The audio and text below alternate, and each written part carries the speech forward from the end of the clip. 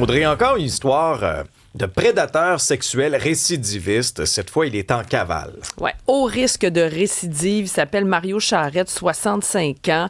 Il a multiplié les agressions au cours des dernières décennies. En mars dernier, la Commission des libérations conditionnelles disait qu'il affichait une nette propension à commettre des délits à connotation violente afin de combler ses besoins sexuels déviants. Il a été remis en liberté sous plusieurs conditions, notamment assignation à résidence. Donc, il devait retourner chaque soir. Mais là, il a réussi à échapper, même s'il était sous surveillance. La dernière fois qu'il a été vu, c'est sur le territoire de Montréal. Mais là, on dit qu'il pourrait se trouver n'importe où au Québec ou même ailleurs au Canada. Et c'est un délinquant de carrière, là, Alexandre. Il s'est retrouvé devant les tribunaux de façon continue depuis plus de 40 ans. 81 condamnations, surtout des crimes sexuels. Et il peut s'attaquer à n'importe qui, là, des mineurs, des adultes, des victimes masculines, féminines, inconnues, connues. Vraiment, là, il y a une évaluation psychiatrique en 2014 qui l'identifiait comme personnalité antisociale, narcissique, pédophilie bisexuelle de type non inclusif. Bon, c'est un peu précis, là, mais c'est pour dire à quel point c'est un récidiviste de première, et c'est pas la première fois qu'il se retrouve comme ça en liberté illégale. En mars 2022, il avait réussi à s'éclipser d'une sortie autorisée par son centre correctionnel communautaire. Il a été en cavale jusqu'en juin 2023. Et pendant ce temps-là, il a commis 3 agressions sexuelles. Donc vraiment, c'est problématique.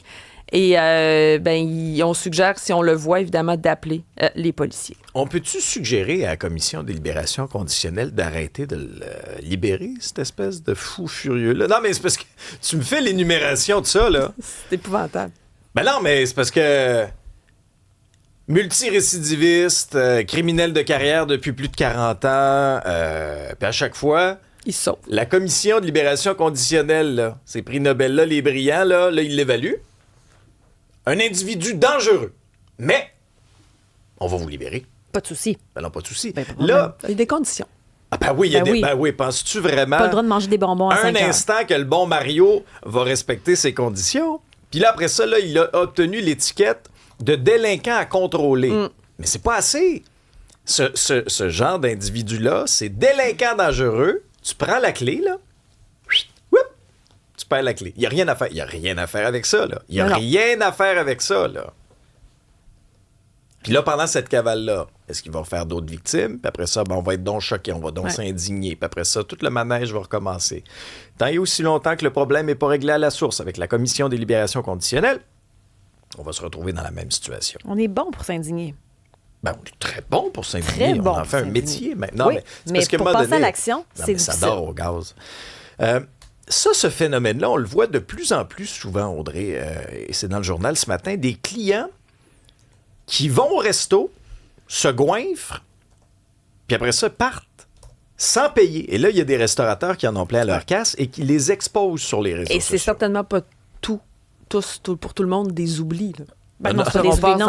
Je confirme qu'il y en a aussi qui veulent descendre de table. Oui. C'est volontairement. Donc, là, il y en a qui sont tannés de ça. Et là, on expose publiquement sur les réseaux sociaux ce qui se passe. Ça, c'est un restaurateur, justement, qui a décidé de publier ça sur les réseaux sociaux pour prévenir les autres restaurateurs en mettant le visage des voleurs en ligne, parce que ce sont des vols, on ne paye pas. Lui. Et on voit même à certaines vidéos les serveuses qui courent après. Et lui, ce qu'il dit, en plus, on a des caméras, je comprends pas qu'ils fassent ça. Ils sont nombreux, donc, à dénoncer les clients qui quittent sans payer. Et c'est un phénomène de plus en plus fréquent. Et ça peut parfois coûter cher, évidemment, aux restaurateurs. À Montréal, il y a un restaurant qui a ouvert depuis à peine 1 an, qui a subi une perte de 500 $ après qu'un groupe de 6 personnes ait pris la fuite sans payer à la mi-juillet. Et là, certains envisagent de faire payer les clients avant la fin du repas pour éviter cette arnaque-là. Donc, peut-être une autre façon, justement, d'éviter, parce que ça arrive énormément, de plus en plus. C'est un phénomène qui est documenté. Mais on dit ça, mais on essaie aussi de faire la même chose pour les no-shows puis de facturer un 10 $, mais il y en a plusieurs qui ne l'ont pas fait parce que c'était mal perçu. Donc, c'est comme s'ils n'ont pas beaucoup de levier pour essayer d'agir. Non, puis c'est un équilibre aussi. Là. Tu te dis, OK, mais là, je veux pas me mettre à dos, par exemple, une clientèle fidèle.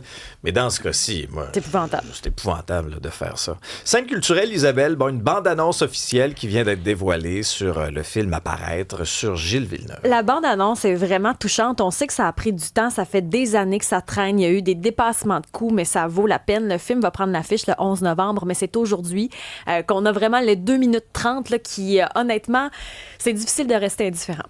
La seule chose qui me retient depuis le début, c'est l'argent. Tu viens pas d'une famille de millionnaires comme les autres pilotes? Je suis pas comme les autres pilotes. Si tu gagnes pas, tu fais pas d'argent. He's putting too much pressure on his tires. He's killing him. Roger 5e, ça donne pas une scène. Si je veux continuer à courser, il faut gagner. Le petit gars de Berthier qui était prêt à tout pour essayer de toucher à son rêve, qui avait pas beaucoup de sous. T'sais, à un moment donné, il lui demande la commandite de 50 000, puis c'est difficile, il faut qu'il mette en vente sa maison. Il y a quelque chose de tellement humain là-dedans. Puis les comédiens qui l'incarnent, il y a Rémi Goulet, Rosalie Bonenfant, Patrice Robitaille qui est là-dedans, Annick Lemay, Fabien Cloutier, Hubert Proulx. C'est franchement touchant et ça va être présenté d'ailleurs au Festival international de Toronto. On a parlé avec Christian Larouche dans les dernières semaines, c'est disponible sur Cube. Mais ce que je trouve beau aussi, puis peut-être tellement touchant, c'est que, tu sais, on idolâtre ces gens-là, mais le parcours qu'ils doivent faire, le parcours du combattant, souffrant de la douleur pour arriver à ces sommets-là, il y a quelque chose qui me happe. On dirait qu'on voit pas tout le chemin. Souvent, on voit juste le succès, puis on dit « Hey, toi, t'es chanceux. » Non, t'es pas chanceux, t'as vraiment travaillé fort. Ouais, bref. Ouais, dans la Formule 1 d'aujourd'hui, c'est que c'est souvent là, des pilotes, oui, extrêmement talentueux, mais dont les parents étaient très riches. Oui. Je veux dire, pensons aux Canadiens actuellement, Lance Stroll, c'est son père Lawrence Stroll qui est propriétaire de l'écurie Aston Martin, puis il y en a d'autres, là, des pilotes sur la grille. Il y en a quelques-uns qui ont fait leur chemin avec des moyens plus modestes, mais il y en a d'autres aussi que leurs parents étaient nés avant eux. C'est sûr que ça a aidé parce que c'est un sport qui coûte tellement cher. Puis lui, la seule façon de rester, c'était de gagner. Il n'y avait pas le choix. C'est vrai. Ah, c'est quelque chose. Le 11 novembre. 11 novembre? 11 novembre.